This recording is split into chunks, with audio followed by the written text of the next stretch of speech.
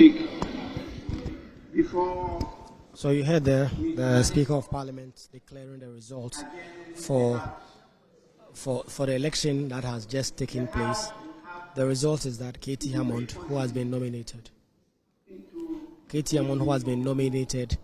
has 154 votes, 154 yes votes, 116 no votes. Brian Achampon had 167 yes votes, 98 no votes. Amin Adams 152 yes votes, 117 no votes. Obi Yamwa 149 yes votes, 129 no votes. Stephen Asamoah Boateng 147 yes votes, 122 no votes. And then Stephen Amoah 146 yes votes, 123 no votes. That is the result that happened. It clearly means that some NDC MPs broke rank with their party and voted for the ministerial nominees. This is despite their party warning them not to do so and asking them to reject the nominees. That is the results as have just come down.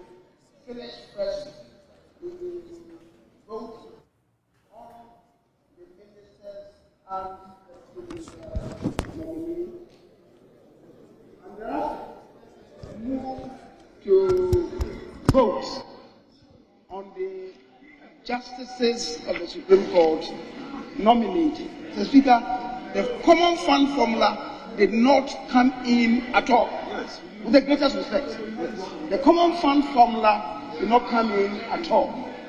So I'll plead with you, Mr. Speaker, let us continue with the justices.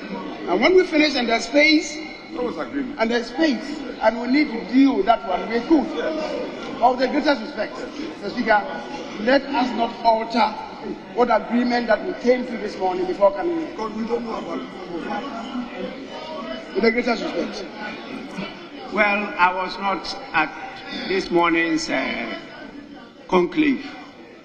And so the First Deputy Speaker presided over that. But as presided, I was getting instructions, and I'm acting according to the information that came to me.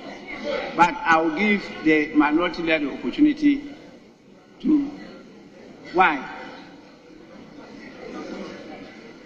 I don't want to mention your name. Please, minority leader, you are up on your feet. Deputy Minority Whip.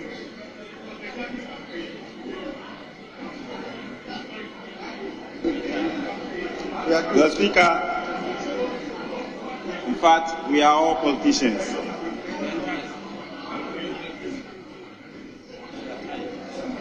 We are all politicians.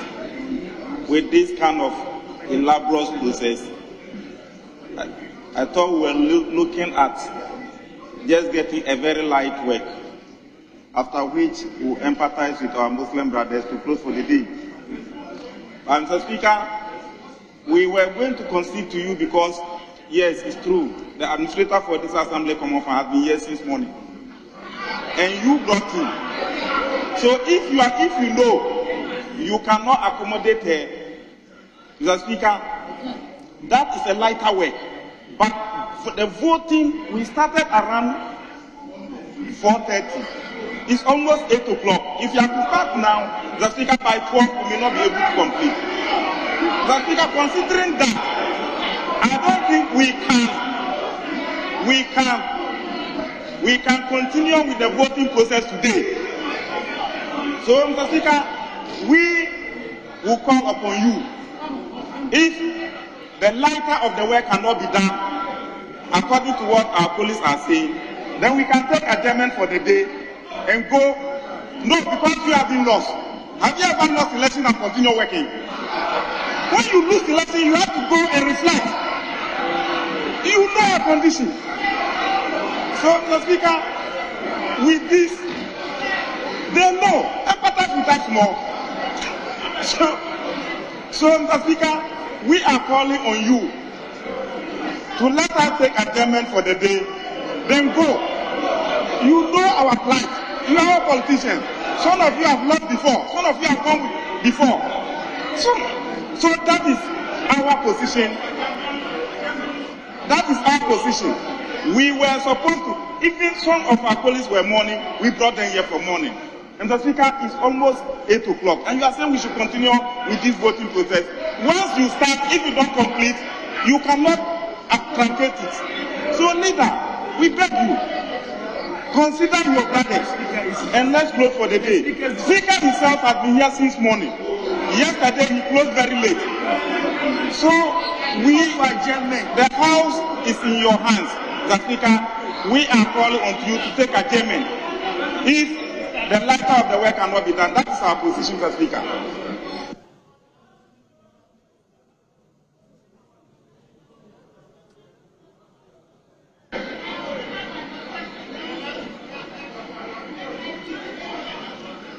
As to whether the process should continue to consider the election on the two Supreme Court nominees.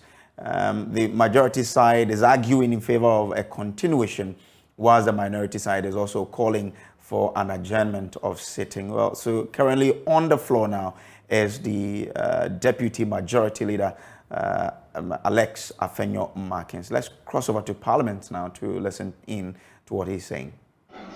We should take the vote together and have 2 ballot boxes here. We should have 2 ballot boxes.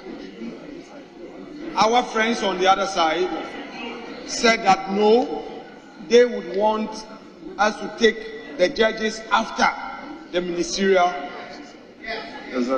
vote.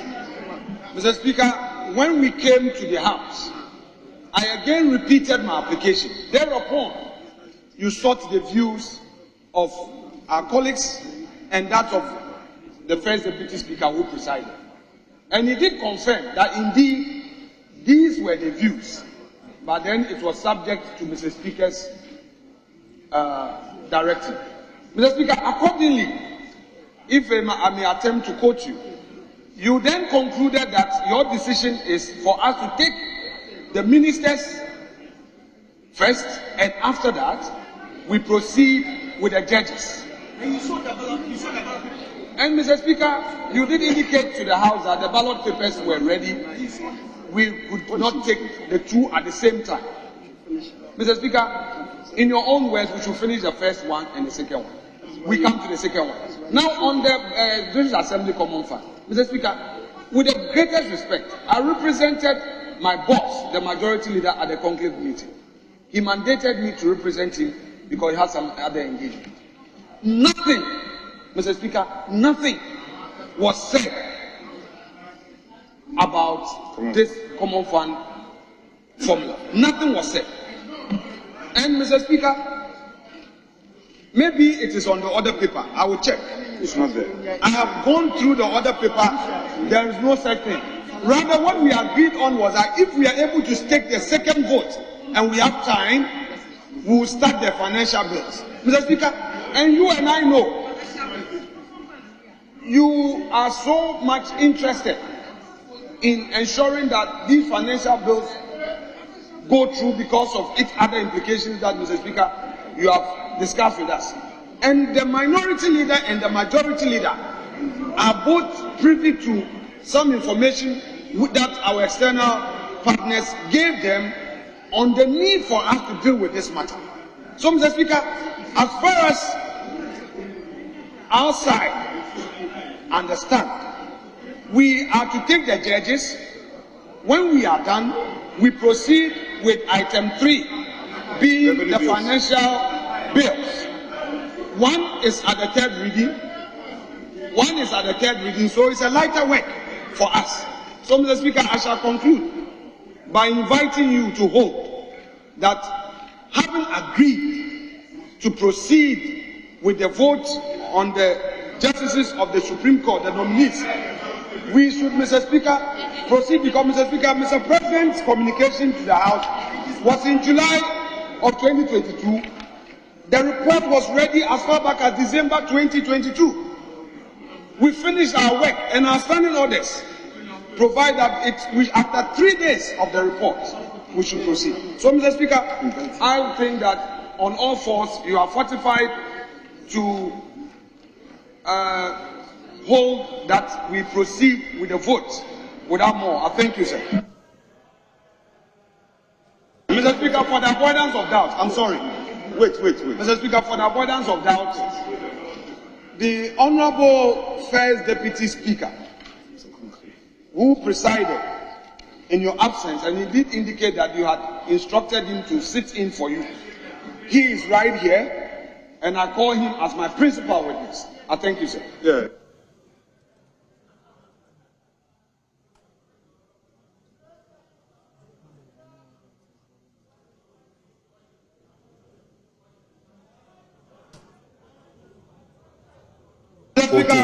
On the nominees to the Supreme Court. Now, you remember that the president nominated 4 people to the Supreme Court. 2 of them were accepted earlier. 2 of them were not because of some issues with their affiliation to the governing MPP. And that particular, or those particular 2 were left to be voted on today. Earlier, we heard that the agreement was that the voting would happen after the ministerial appointment were voted on. So that's where the minority and the majority are debating on whether to continue or not. So it is left to be seen whether the speaker, who has the ultimate responsibility, will agree that the voting on these judges should go on or not. From what I see, it looks like the speaker is addressing the House. Let's go to Parliament now and listening to what the speaker is saying. Unless you have changed your mind, and that one you are completely entitled to. You are entitled to change your mind. Honorable members, it is true I authorized the First Deputy Speaker to chair the conclave, to commence proceedings of the day, but I was very clear in my directive to him that I was going to handle the voting system. And he went according to that and told you here that I did indicate that I'll come to preside over the voting. So I am not amending that. I am not amending that. It's only the information that came from some of you, particularly leaders. Drew, are you a leader? Honorable Minister for Communication, you may have to change your seat because you've been getting on my nerves too much. Please. Enough is enough. Please.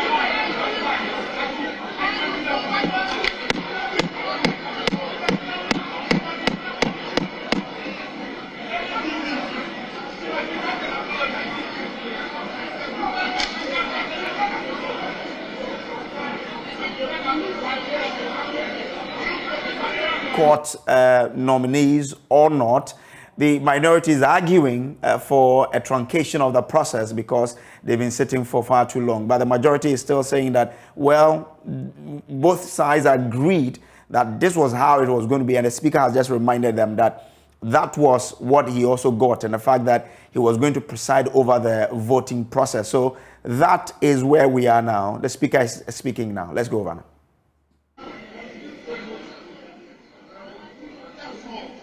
Since the decision is that we will handle only the 2 items, there was no discussion in connection with Common Fund. When I was present, the Common Fund administrator came in to the conclave meeting a number of times and indicated that she was here for the Committee of the Whole to handle her Common Fund. I was there, you were there with me in the conclave. And so as we continue with the voting in connection with the ministers. She sat throughout up to this time. Then a note came from the minority side, drawing my attention to her presence and the fact that that was to be considered today. Please, please, please, you are here to guide me when it comes to procedure. And so I listen to you. And from what I get, I try to take or make decisions. And I give you the opportunity. I don't impose it on you. I give you the opportunity to make contributions. And that's what we are doing. So let's be prepared to listen to each other. So this is what led to the directive I gave.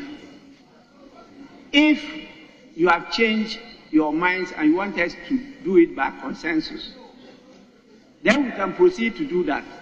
But if we have to go through the voting that we have done already, and you are prepared to sit till midnight, I will have to suspend sitting for some time. Because I can't continue till that time. That I must be very clear. The first law of nature is self-survival. If I'm no longer speaker today, Parliament of Ghana will continue. I am not prepared to die now. My 100 years haven't come yet. My 100 years haven't come yet. So please, if you want us to continue, we'll take a suspension.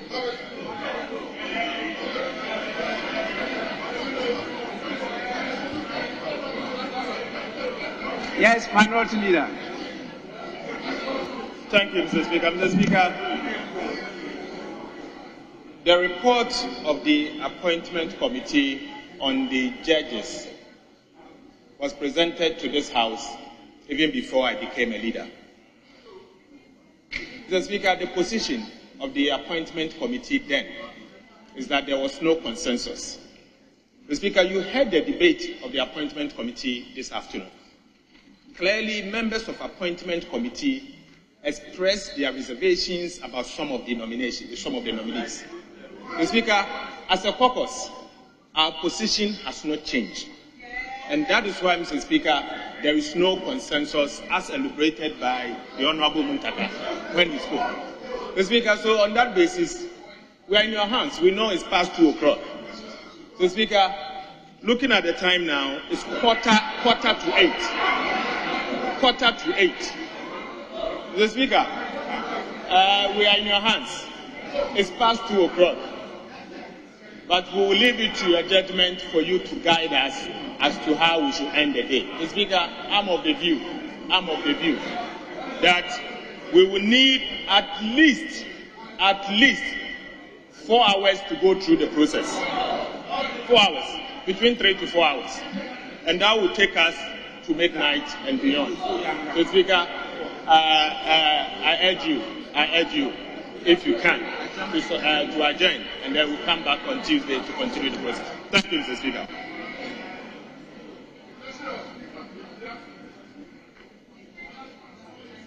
Yes, Majority Leader. Mr. Speaker, first, to reiterate the point that I made, that the decision that we came to in your holding room in conclave was that we'll do these 2 decision-making today.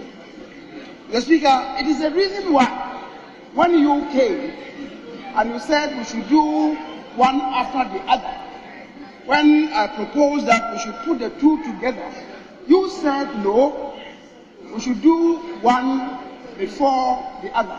For which reason you went forth to advertise the ballot for the judges. You showed everybody. Mr. Speaker, that's where we are. Now we are being told that you had a note from leadership. My side of this house was not part of it. I saw something being written on the back of one other paper, and it was transmitted to you. The speaker didn't come from us. It was not part of the agreement. I saw that they were writing here, and they transmitted it through the Mr. Joshua to you. The speaker, that will not be tenable. When we agree together. And if we have to sit down and maybe, Mr. Speaker, jaw again, fair and fine. But it cannot be that something is smuggled to you and it's made to appear as if it's coming from leadership. Certainly not from Majority leadership. Majority Leader, I was not expecting you to go this tangent.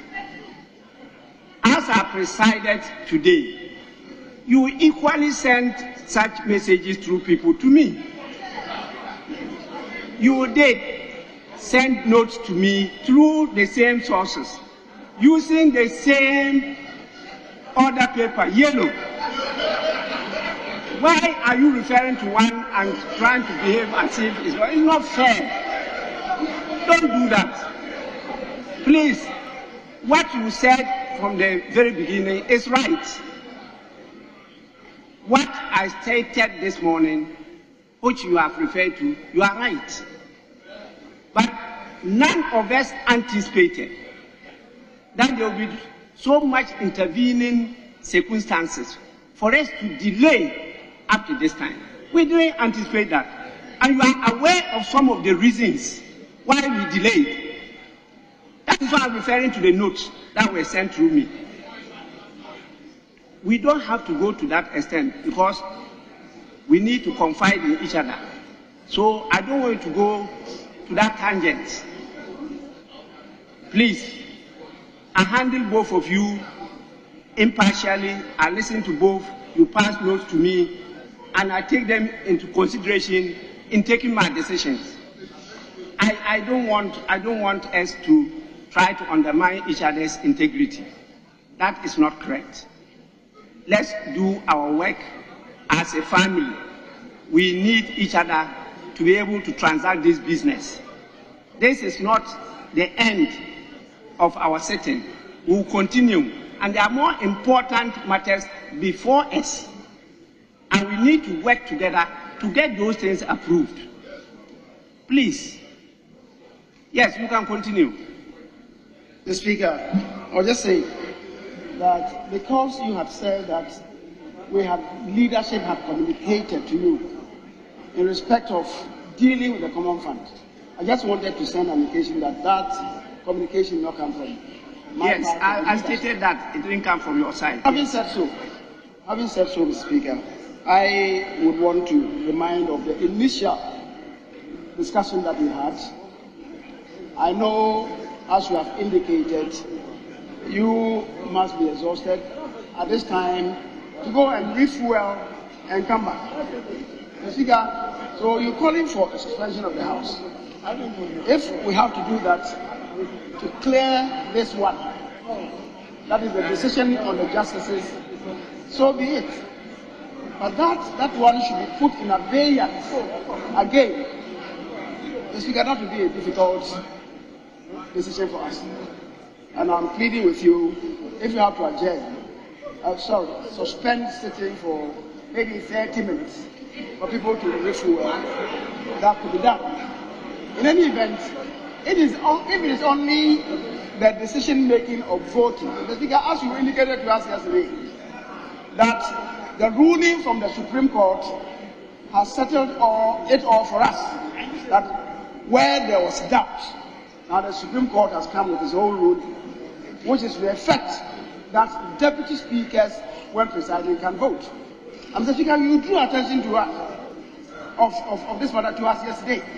So, if it becomes necessary, one of the deputy speakers could be in the chair once we go to refuel, and then we do the voting. The setting up will be done, and we will do the voting. On the other hand, if you want to suspend and be in the chair yourself, Mr. Speaker, we can suspend for a short while and come back and do what is required of us. Mr. Speaker, thank you. Yes, Minority Chief. Mr. Speaker, you were, first of all, you were very right when you said there was an understanding that the Common Fund Administrator would present a report to plenary, to Committee of the Mr. Speaker. Yesterday, my colleague, the Majority Chief Whip, invited us to meet with the Common Fund Administrator to prepare her to be in the House today at the Committee of the Whole to consider the formula, Mr. Speaker. Indeed, we saw the Common Fund Administrator here since morning. There was no need for us to even discuss that further at conclave today. That is why you saw her there. So when my colleagues are saying that there was no understanding to take the Common Fund formula, that is not true. We met in the Chief Whip's office, and then we said that the Common Fund Administrator will be here, Mr. Speaker. So you were right when you got that information. Mr. Speaker, I listened to the Majority Leader saying that you could leave the chair for one of the deputies. Mr. Speaker, the fact is that, okay, Speaker can take a rest. What about us, the members of Parliament? Can we find another person to come and replace us? Mr. Speaker, there's nothing wrong if we adjourn and come back on Tuesday. We have, in fact, at the conclave, Honorable Bua reminded us that whilst we tabled the two motions on both the ministerial appointment and the judges, I remember him saying that, do you even know when we will complete the first item, let alone be thinking of the second and the tax bills? And we said, let's start and see where it takes us. Mr. Speaker, it's almost 8 o'clock or 8 o'clock. The point we are making is that we have far gone beyond the acceptable times that we can start at the big. We are ready to vote, Mr. Speaker. But, Mr. Speaker, I am of the view, Mr. Speaker, that we can come back on Tuesday and consider these issues. So, Mr. Speaker, I can see that for some reason, the Common Fund Administrator has just left the chamber. For that reason, Mr. Speaker, I'm pleading with you, let's take an adjournment. Today is Friday, and come back on Tuesday. Mr. Speaker, we are entirely in your hands, and it's about human rights and our health. So, Mr. Speaker, if you decide to adjourn us, you haven't breached any law. You are rather just saving our health so that we can come back on another day and continue the work of this country, Mr. Speaker. That is my point. Honorable Minister for Local Government, Decentralization and Rural Development. Is that the name of your ministry? The health of everybody, including Mr. Speaker. That if it will mean that Mr. Speaker will respectfully take a break and will continue, I submit to you, Mr. Speaker, that that's how we should do. So that Ghanaians will also know that when we speak in this house, we follow what we do. So if it will mean that we'll take some break and continue the voting, I think we are ready to do that, and that we should be able to do that, so that we'll earn the respect of the entire nation. As of this, Mr. Speaker. Minister for Local Government, Decentralization and Rural Development. I wish you were seated in the House throughout, but on many occasions you were in the lobby. And I came out, the time I suspended and I came out, you were outside in the lobby. You don't know what transpired before I suspended sitting. Please, let's don't pretend. Let's don't pretend. All the submission you have made is right. But there were things that happened which made me suspend. When I showed the ballot papers, definitely, even after deciding that we vote on only the ministers, you saw what happened even during the voting. In spite of all the explanations and the rest, even some of you, when you came to vote, you didn't even know where to pass to vote as members of Parliament. Even that is an indictment. That's an indictment. The public, they were watching. In spite of all the explanations, some people got lost, jumping over things. Here, and members voted, and the ballots were rejected. So please, don't go there. I'll support you 100%. You know why I'll do so. But this one, please, I can't tell you all the things that happen. Because as I sit here, the information that come to me, they don't come to you. And those, the document, they are in documentary forms, and I file them. So that tomorrow, if somebody tries to raise anything, I will produce evidence.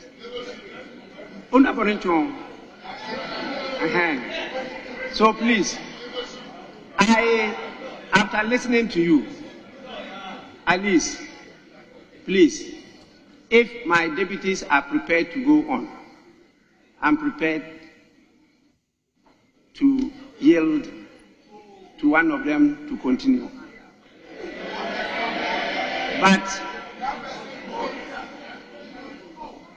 yes, by the ruling of the Supreme Court and by the rules that we are bringing before the House, which definitely we will start trying to implement, is for the deputy to indicate his decision through the table office, the clerk, which would then be added to the vote. The deputy is not expected, if it is a voice vote, to also shout, and the deputy is not expected, if it is any other vote, to sit here and start indicating or raising the hand. No, it will be through the clerk, and it will be added. That is the practice. But I will also want to plead with members that because we want to work as a family, once in a while, there must be compromises. Please, once in a while, there must be compromises. I don't want to suspend the sitting again. I've changed my mind. I'm not going to suspend sitting. I'm not going to get leadership to discuss this further.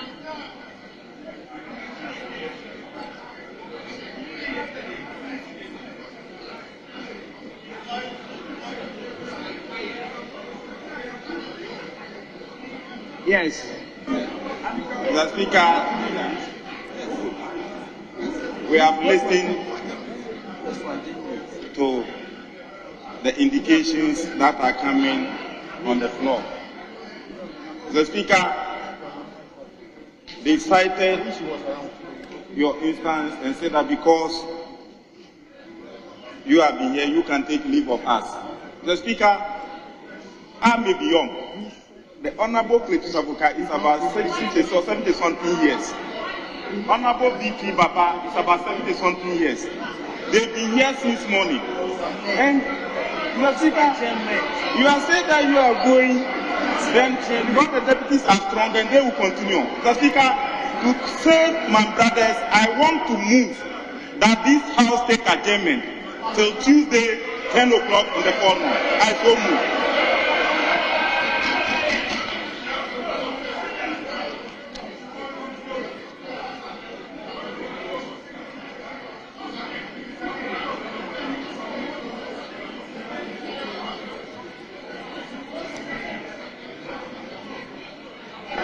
Mr. Speaker. Mr. Speaker.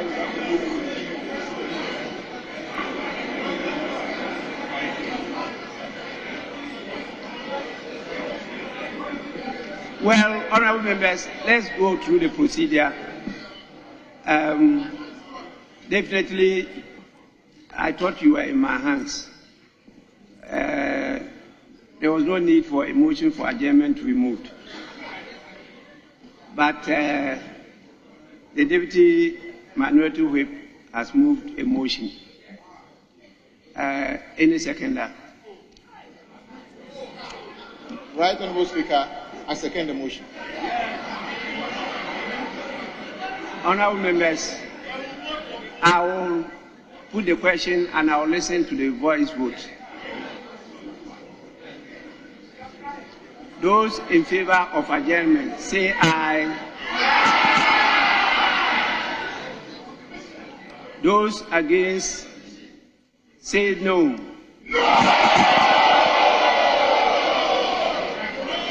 The noes have it.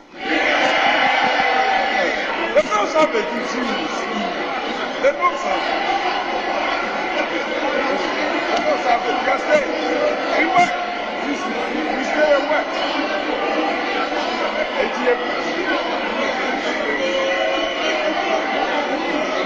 Honorable members,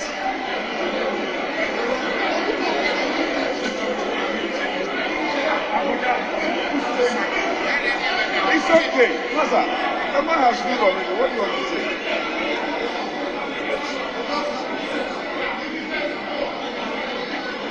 yes.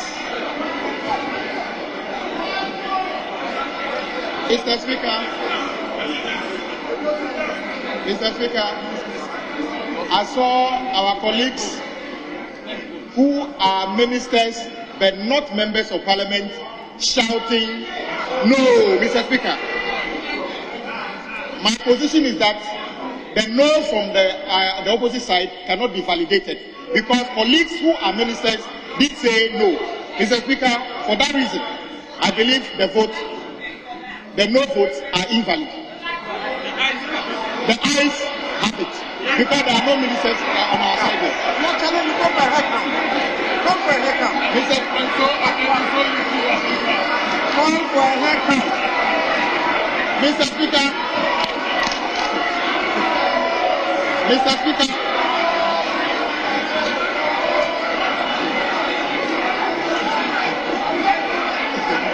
Mr. Speaker, for that reason, I will be calling for a division. Mr. Speaker, I will be calling for a division. 114.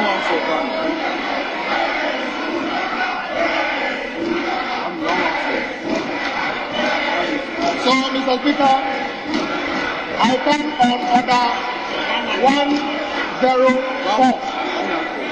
116, sorry. 116. 114.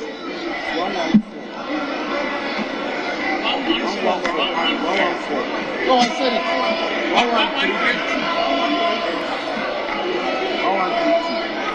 1132.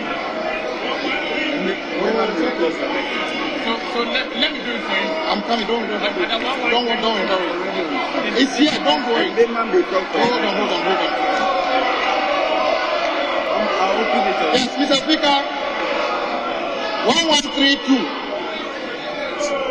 says when a member may call for a head count or a division if the opinion of the Speaker on the voice vote is challenged. It was because I challenged the voice vote citing the presence of colleagues who are ministers of state but not members of parliament that I'm calling for a decision, Mr. Speaker. I so submit. They are asking who are they.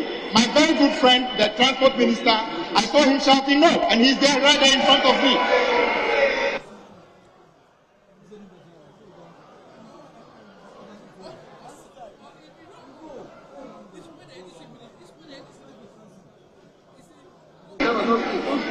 Thank you very much, Mr. Speaker. Mr. Speaker, I am very surprised by the submission of the minority chiefship that he saw me shouting no. Mr. Speaker, he is just making a statement without any proof. On what basis is he coming out by that submission that he saw me shouting no? You should prove it. Mr. Speaker, let me put it on record. That I never shouted no. And that is my position. Thank you very much, Mr. Speaker.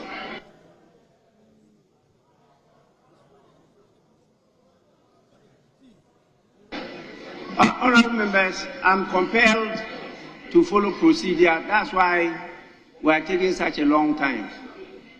If not, I know what to do, but I'm just following procedure so that, yes, Majority Leader. Mr. Speaker, you started by saying that you thought that where we are, the House is in your hands, and that no motion was required.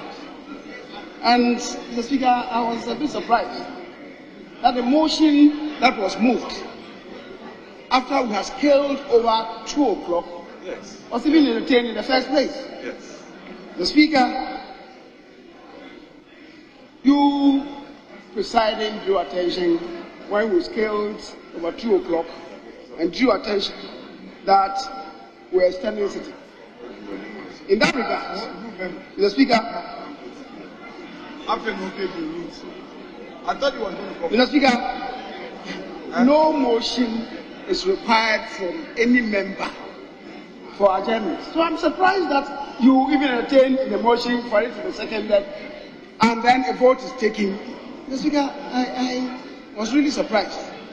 And I'll plead with you, since you are drawing attention to procedure, that in itself was most unprocedural. And Mr. Speaker, we should go back. We are in your hands. We are in your hands. And Mr. Speaker, I'll plead with you that we take a decision. If you want to, as you have given an indication to already, suspend for some time for us to continue. Mr. Speaker, we are in your hands. If on the other hand, as you have sounded, you want one of your deputies to replace you for us to conclude the decision on the justices of the Supreme Court nominees, Mr. Speaker, we can do equally right on that part as well. So, Mr. Speaker, I'll plead with you. Let's do what is needful. Because, fortunately, the people involved are only 2. And certainly we are not going to spend as much time as we did relating to the 6 nominees. I'll plead with you, Mr. Speaker. Thank you. I know you very well, Majority Leader, and the reference you made to usually the prescribed certain period, where after 2 p.m. the hand of the Speaker presides over what goes on in the House. And that is why you always say the House is in the hands of the Speaker. But that is practice. It is not by any law. And no member is prevented from moving a motion. A motion could be moved by a member even after the 2 p.m. And that is why I decided to listen to you, not to exercise that mean, which has been couched through practice. And so that's why I put the question. In fact, I allowed it to be seconded and I put the question. Now the noes had it. And I ruled that the noes had it, which meant that we should proceed with the proceedings. So I've not done anything irregular, anything out of the practice of the House. We are developing the rules, and it's not always the Speaker to be handing down directives and rulings without consulting the House. And so if the House decides to come in, why not? We are masters of our own rules. And so that's why I allowed it. But clearly, the noes had it. But if somebody is challenging the voice vote and challenging the voice vote and calling for a division, that is also in the rules. But the division depends on the type that you are requesting. Either a division by way of head count or through division, which could even take longer than the process of voting for the judges. You know, so we have to reconsider these matters. I know members are all tired, particularly our brothers and sisters who are fasting. I also know the pressure on the House, particularly with regard to the pending business. We are billed to rise next week, and we still have a lot of work to do. But there is a capacity one can go. I expect that members should be able to resolve these issues quickly.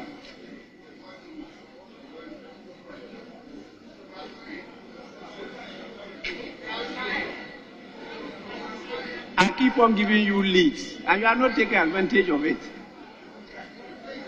Yes, Honorable Mutala. Mr. Speaker, we are in your hands. We are human beings, and we must be capable to deliver for the good of this country. Every single one of us is exhausted, including your good self, Mr. Speaker. Now, if we pretend to sit here, we may find some of our colleagues falling. I've seen some of them dozing off. So I just want to plead that once we have exceeded the 2 p.m. time, and we are in the month of Ramadan, some of us have just broken our fast. We cannot even contain it, except that our colleagues are saying that the quality of our discussion and business here doesn't matter. If they think that the quality of what we do here matters, I think it will be appropriate that they allow us to adjourn Tuesday so that we can come with new energy and new vigor. But at this material moment, I can see that my good friend Honorable Afonso Markins is as exhausted as myself. So, Right Honorable Speaker, I think that if they could see reason in that so that we adjourn and come on Tuesday, it will help.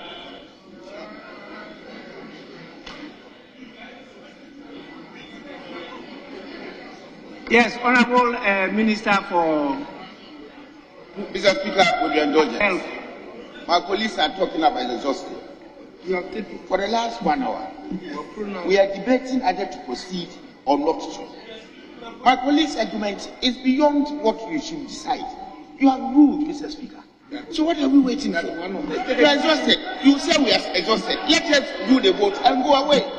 Mr. Speaker, we don't know against one of the deputies, and I believe that you allow us to proceed and finish the vote and go away. Thank you, Mr. Speaker. But Honourable Member, have I disallowed you from proceeding? I have not disallowed you. No, Mr. Speaker. So why are you saying I should allow you to proceed? I have not disallowed you. Am I the stumbling block? Yes, so Achampon, can we proceed? Mr. Speaker, thank you very much. Mr. Speaker, it's already 8:17. Mr. Speaker, there is a limit for endurance. We came here exactly, some of us, 7, 8, up to 9 o'clock. We sat here, if we have no refreshers, no water, nothing. We are human beings, Mr. Speaker.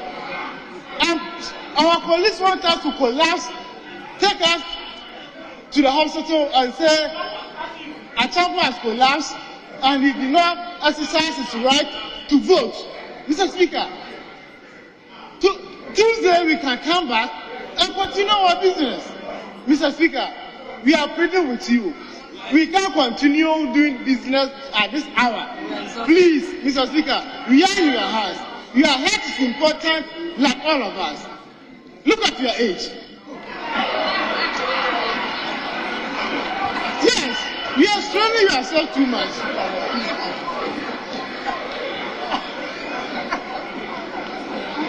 Yeah. Mr. Speaker, respectfully, Honorable Richard Achampon, Mr. Speaker is a young man. Yes, I saw my senior. Mr. Speaker, I'm not done. Honorable Buka, please allow me. Mr. Speaker, as young as you are,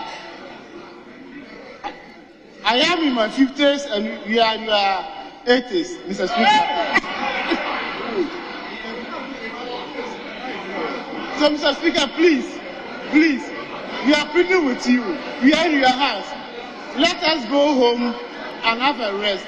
Thank you very much for the opportunity. Honorable Richard Achampon, I thank you so much for taking me to 80s. But I'm far, far, far away from 80s. Not even up to 70. I'm not yet close to 70. Not yet close to 70 years. And that's why I'm saying I'm a young man. I'm sure you may be above my age. Yes, Honorable Sandare, I'm going to proceed. Doctor. Yeah, thank you. Yes. Thank you very much. Thank you, Right Honorable Speaker, for the opportunity. Mr. Speaker, on the more serious note,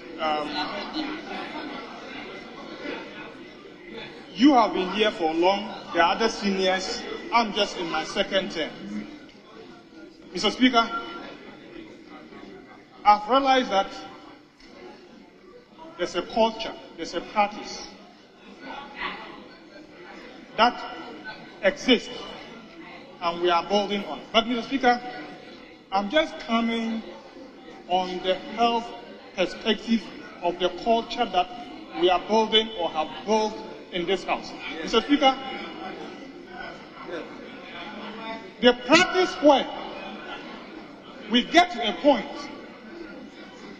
and within you, you feel that you are exhausted, you are tired, yet we have to continue because we have to finish certain job. It's not good for our health. Mr. Speaker, by nature, when you are tired and you cannot reason very well, your decisions that you are taking are not good. They are faulty. Mr. Speaker, what we do here, we might not feel the consequences today or tomorrow. But Mr. Speaker, trust me, many of us are building dangerous health hazards that affects our health, leading to hypertension, leading to diabetes, and those of us who already have some health. Mr. Speaker, let those who have ears listen to me, and those who want to live long listen to me, because what I'm saying is that the practice is not good for our health. And Mr. Speaker, I'm not challenging your ruling, but I'm saying that we should look at that practice because it is not good for the health of all of you. I thank you, Mr. Speaker. Yes, Honorable Cletus Avoka. Thank you, Mr. Speaker. Mr. Speaker, you have been very magnanimous and liberal to us this evening. You have been very, very kind to this August House this evening. We thank you for that. But this House is governed by rules and regulations and procedure. Understanding on the 40 rules 2 and 3, which you have been referring to without even mentioning, because we think that we all know. The House is supposed to sit at 10 o'clock and close at 2 o'clock. Before that time, if there is need for that to adjourn, then we call for a motion for that to that effect. But after 2 o'clock, the discretion is entirely yours. The discretion, Mr. Speaker, is entirely yours. And as we have been saying, Mr. Speaker, we have been here since morning 10 o'clock. And the time now is almost getting to 9 o'clock. And we have our Muslim brothers who have been fasting the whole day. We must have a human face. What on earth is the urgency of staying here up to 12 midnight to approve of 2 nominees to the Supreme Court? What is urgent? What is urgent against the health of many people, against the religious privileges of many people here? What is urgent about approving Supreme Court judges this night? Mr. Speaker, I want to plead with you that under Orders 40, Rules 2 and 3, you have the discretion to adjourn the House. I am respectfully inviting you to take that, to invoke that discretion and adjourn the House until Tuesday at 10 o'clock in the forenoon. Thank you, Mr. Speaker. Yeah.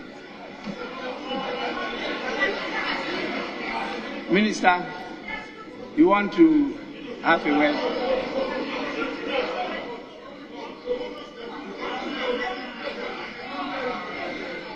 Yes.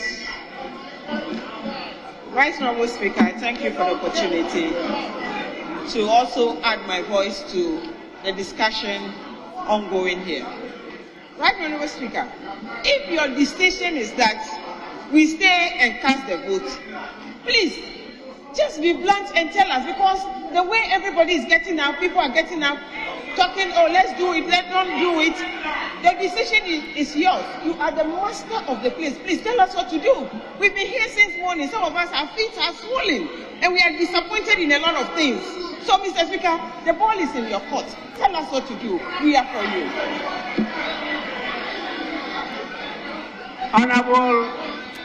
Honorable lady, I took the decision and it was challenged by you, a member of parliament, and they even called for a division. That's why I decided to give you the opportunity to see what actually you are tired. All what you have exhibited shows that you are not tired. You want to continue. You are still debating vigorously. It doesn't show that you are tired. And at any one time, about 3, 5, 4 of you will be on your feet. You want to talk. It doesn't show that you are tired. That is my difficulty.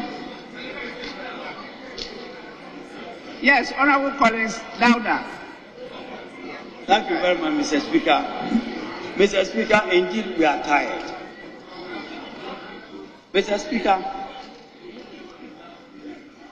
in this parliament, we have sat through to midnight considering issues and approving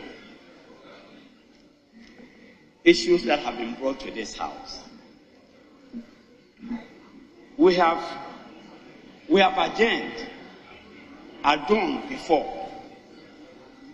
Mr. Speaker, we do that when there's an urgency. The approval of judges is not an urgent matter.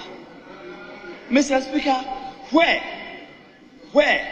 a situation arises where the state is likely to lose revenue if an instrument is not passed, we are compelled to say to pass so that the state doesn't lose revenue and therefore can have boreholes in our communities. Mr. Speaker, added to this is the fact that this House is not rising today. We still have next week, from Monday up to Friday. We can take the approval on Monday by your orders. This House has sat on Mondays before. We can add on Monday, Tuesday, Wednesday, Thursday, Friday, available for this approval of judges. Right. Mr. Speaker, we are tired. Look at us, myself and clerks. And of course yourself. Mr. Speaker, consider the health consequences. Mr. Speaker, adjourn this House and ask us to come on Monday to approve the judges.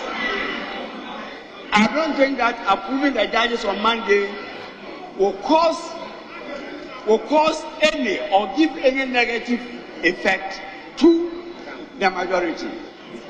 Government will not lose anything if the judges are not approved today, but on Monday. Mr. Speaker, I humbly invite you. You indicated that you will yield to any of your deputies, which suggests that you are tired yourself. You don't want to continue, and therefore one of your deputies should sit in for you. We are your age. We are your age. The deputies are young. Mr. Speaker, don't consider yourself alone. Look at the others who are also as aged as you are, and adjourn this house till tomorrow, till Monday. The speaker can ask us to come on Monday. It is his discretion. Speaker can ask us to come on Monday, and we will oblige. So, Mr. Speaker, you are humbly invited to adjourn this house the next week. Thank you very much. Honorable ABA Hussein. Thank you very much, Mr. Speaker. Mr. Speaker, in circumstances such as this, wisdom and age is very important in taking a critical decision. Our elders say that when the elder is in the house, the grain will not be soaked by the rain. Mr. Speaker, your wisdom and guidance in this house, as far as all of us here are concerned, is legendary. And Mr. Speaker, you just indicated that after 2 p.m., the proceedings of this house is in your bosom. And Mr. Speaker, there can be no cheating of human nature. At a certain period of time when you are indulged in something, Mr. Speaker, you will have what we call diminishing returns. The efficiency in relation to the effort, you will find out that you have to exert more effort in order to be able to be efficient because you have exhausted the time. And so it is important, Mr. Speaker, to then apply the brakes and ensure that you go and replenish and come back and you are more effective. Mr. Speaker, after all, you must have help before you can chew corn. Mr. Speaker, if you are not alive and healthy, you cannot preside over the house. The same applies to our right honorable deputies, your deputies, Mr. Speaker. They have all been here since morning. They are tired. So, Mr. Speaker, I want to plead with you and to plead with my colleagues on the other side that the strong man is not the one who goes after the weak people to beat, but it's your ability to even lift up a colleague who is in distress. Mr. Speaker, I've just broken my fast. I have nothing to eat.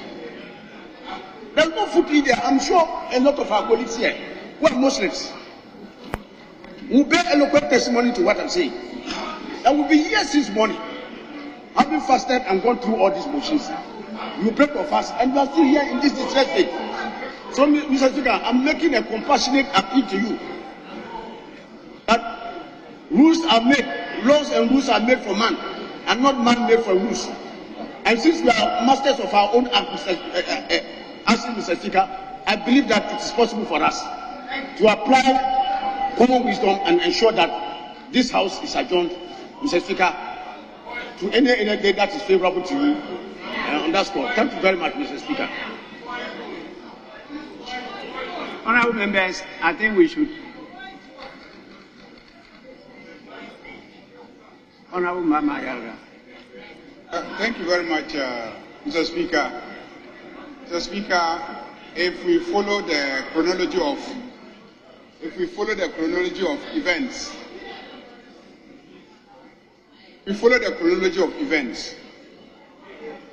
Mr. Speaker, there was a voice vote,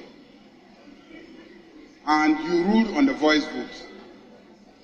Then a member called for division, and you gave indications what type of division, because there are two different types of divisions. Mr. Speaker, the danger is that a division of a particular type may actually cost us the time of actually conducting the vote. the division of a certain type may cost us the time of conducting the vote. And yet, Mr. Speaker, there's also a strong plea from one side of the House to the other side that we should consider taking the matter on Monday or Tuesday. So my recommendation is that the plea to Mr. Speaker cannot be acted upon until the division, the call for division is withdrawn, dealt with, so that we can go on the tangent of whether or not we should proceed with the business or we should continue to appeal to our colleagues on the other side for an adjournment and the matter to be taken at a future date. So, Mr. Speaker, I don't know what the indications are, but my humble plea is that we reconsider our call for division and then we now discuss the issue of the adjournment. Thank you, Mr. Speaker. Yes, Deputy Majority Leader. Mr. Speaker, it is now 8:30, and Mr. Speaker, if at the time we started this whole debate at 7:30, we had this discussion on whether to stay in or go, we had allowed the opposition to hold, I'm sure would have gone midway.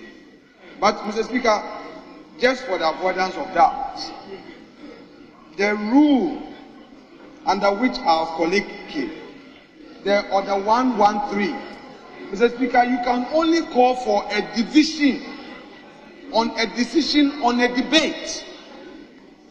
So, Mr. Speaker, the argument that he is calling for a division to challenge your decision is not founded in our rules. And I just want to make it clear. Mr. Speaker, for the avoidance of doubt, Order 113 provides, when a question has been put by Mr. Speaker, at the conclusion of the debate, the vote shall be taken by voice, aye or no. Mr. Speaker, so I just want to make it clear to my colleague that issues of our adjournment, look at Order 40 all through to 50. There's a whole guidance. So, Mr. Speaker, you have taken a decision.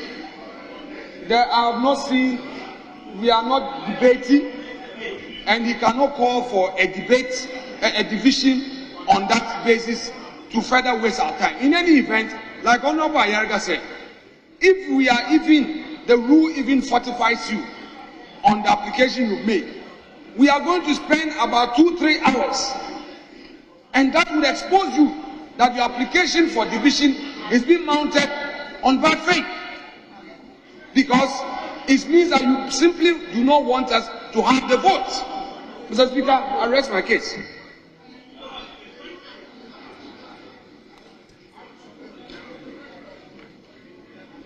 Honorable members, I said we fell into this trap because my decision was challenged and there was a call for division. Now, when you look at the order that the Deputy Majority Leader referred to, it's an order under voting in the House. Voting in the House. And it's when there's a disagreement, usually you have a debate. If there's agreement, you don't debate the issue again. So it's not only dealing with motions, it deals with just decision taking. And we're in the situation that we have to take a decision. And I put the question. So that order is relevant to the situation we are considering. I put the question, and from the voice vote, I decided that the noes had it. And that was challenged. Now, the basis for the challenge got attacked because there was a reference to a particular member of the House who had to respond by saying that the allegation made against him was not correct, that he never voted because he's not a member of Parliament. He's a minister of state.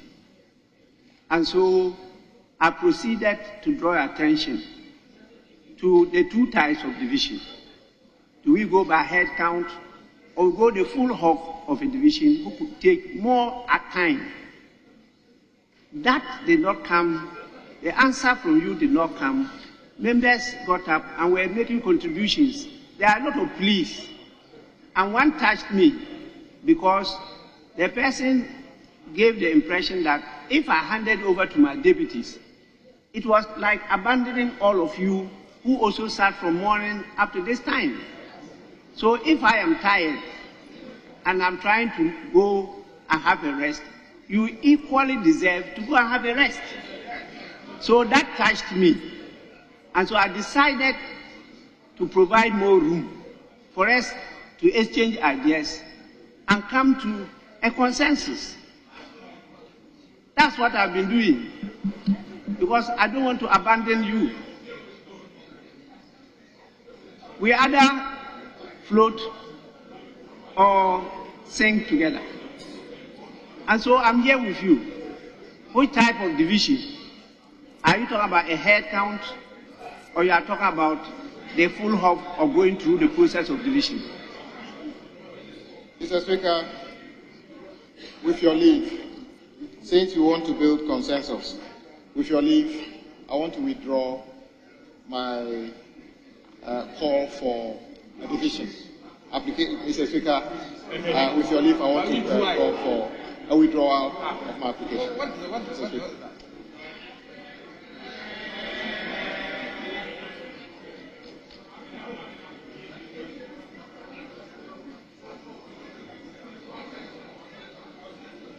Yes. Speaker, I hope this is the last word on this matter. But, Mr. Speaker, as has been stated, in all these discussions, the point that was made this morning, and I cautioned my colleagues, when we laid out the workload for the day, when we said that we were going to deal with the ministers, deal with the Supreme Court nominees, and go to taxes, I kept asking them the question, are we very sure about when we will finish each one of the businesses? And because I said that we can do it, but it depends on what time.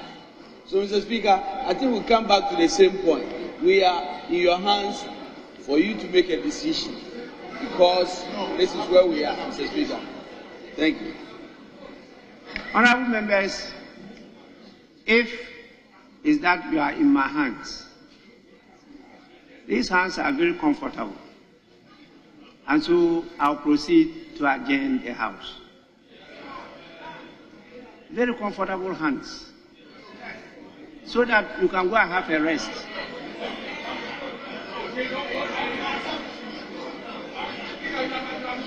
But these hands, has it got tongues? Why are you springing to your feet? Are they tongues in the hands? Very comfortable hands. I'll adjourn so that we go and rest. Yes. Mr. Speaker, with respect, if these are the hands you are showing to us, and I beg to submit that they are certainly not comfortable hands. And, Mr. Speaker, with the greatest respect, my colleague, the Honorable Cletus Abuka, you've been a majority leader in this House before. Under your stewardship, this House worked on numerous occasions, past 12 midnight. And today, you are making a U-turn as if no such thing ever happened.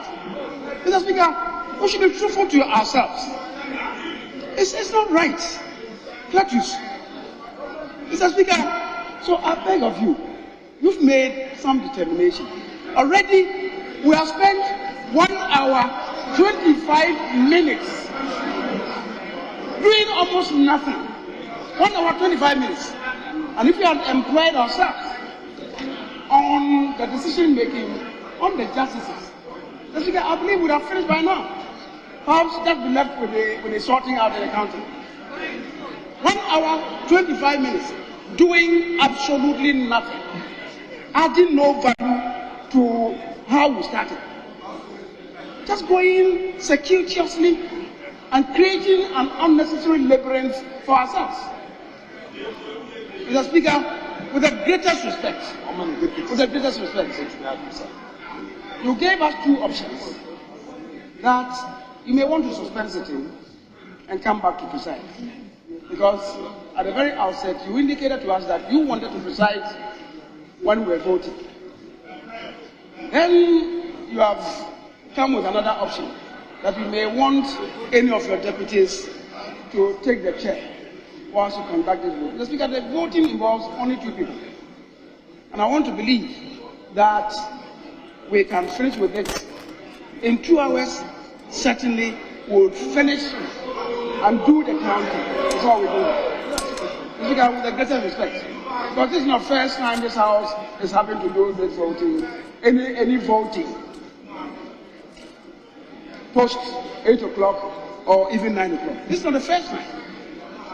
Mr. Speaker, I beg of you, you propose two options, let's adopt one of them and move on. Especially given the fact that my colleague on the other side, the minority chief whip, has withdrawn the motion that he proposed.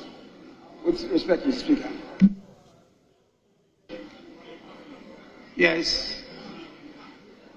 Mr. Speaker, my honorable majority leader did mention my name. Admittedly, when I was leader, occasionally we went beyond the sitting hours up to late in the evening. In the same way, under his leadership, we are here today and we have been sitting longer hours like we are talking about. Mr. Speaker, we are talking about urgency and need. Is there any need or urgency for us to continue to sit here up to midnight because we want to approve of two judges to go to the Supreme Court? There's no urgency.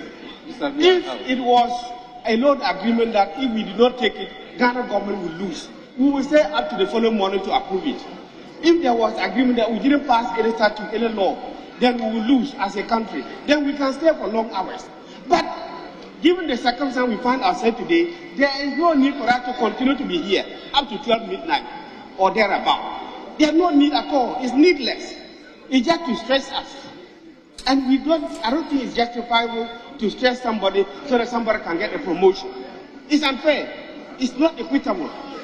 And I think that with the greatest respect, you, Mr. Speaker, we have said that under Order 40 Rules 2 and 3, the discretion is entirely yours. And you have exercised it. And it doesn't lie within the majority leader or even minority leader or this House to arrest your adjournment. We are in your hands and you have decided. And I pray that you be firm and we adjourn the House. Otherwise we'll be misleading the House. Thank you.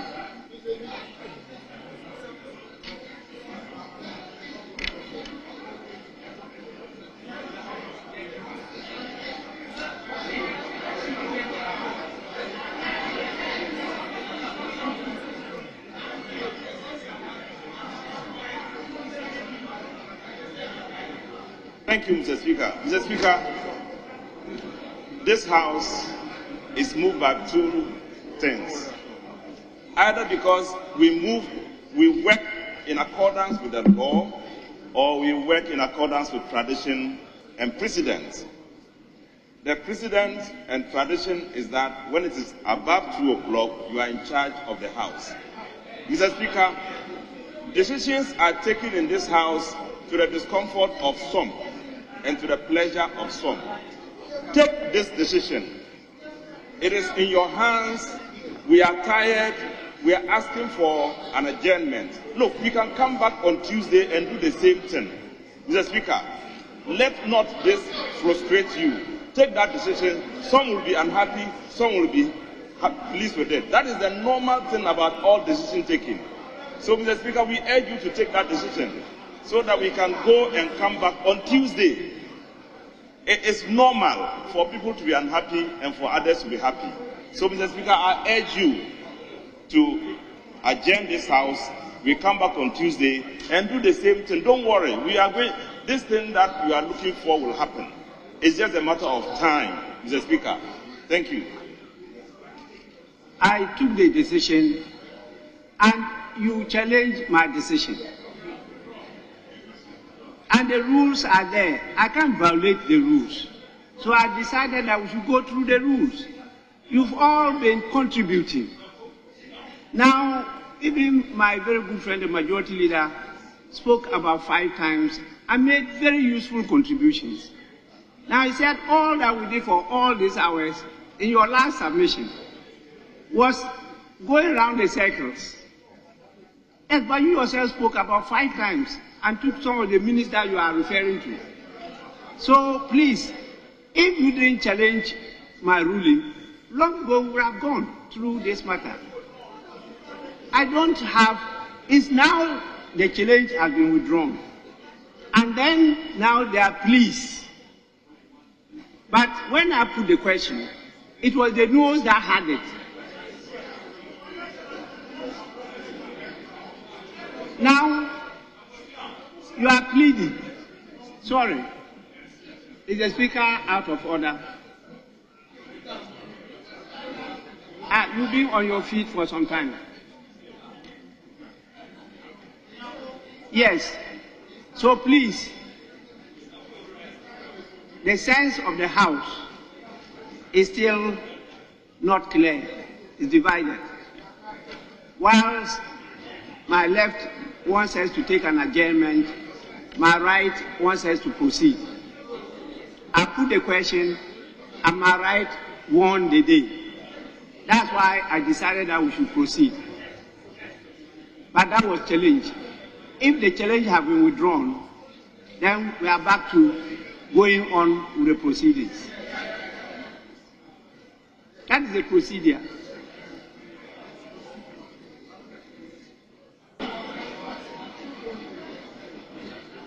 Honorable members, I will suspend the House for 5 minutes. 5 minutes. Within these 5 minutes, I want to have a word with the leaders. 5 minutes.